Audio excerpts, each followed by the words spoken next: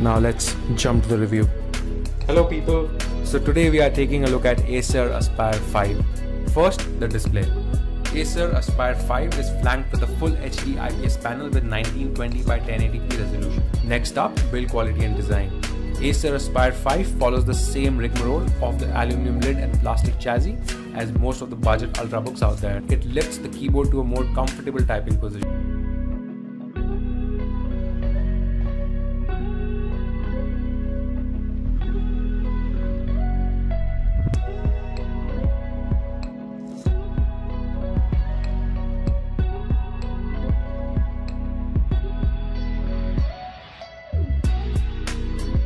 Power adapter here, charging port, RJ45, HDMI out, a USB 2 and a USB 3, as well as a headphone jack, USB 2.0, and if you have a laptop lock, you have a slot right there if you need to lock your laptop. So it does come with a backlit keyboard,